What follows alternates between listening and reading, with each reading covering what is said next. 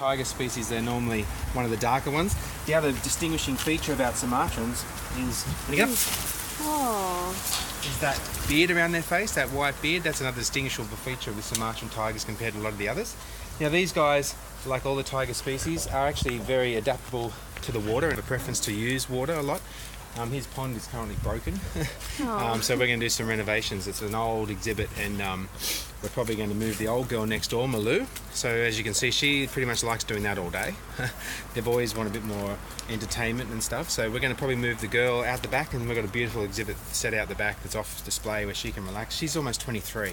So to give you an idea, the oldest tiger ever in captivity was 25 in Honolulu.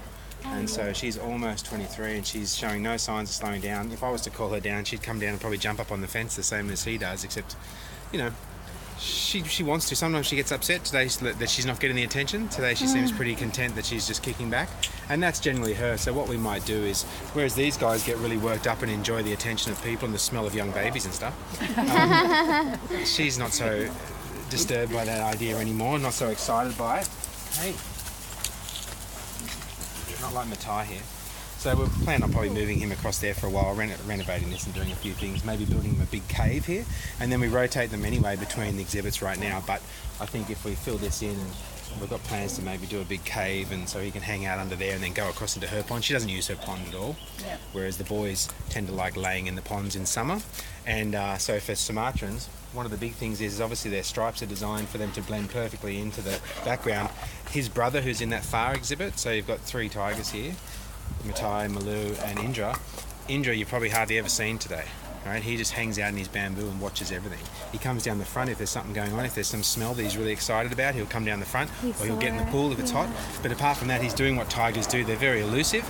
That beautiful stripe, individual to each tiger, helps them blend in with their camouflage very well. Obviously it's easy for seeing him, which is great. Not so easy to see Indra.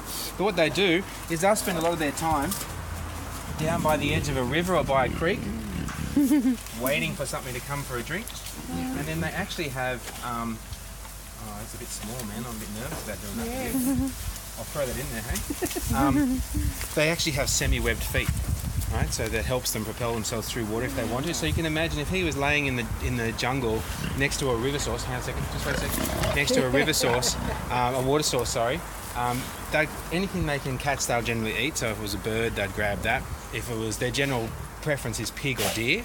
So they'll be hanging out in the forest, in the jungle, waiting for something to go for a drink. I mean, they can they're ambush predators. They can predate on anything, anywhere. But one of their big likes is obviously near a water source. Something's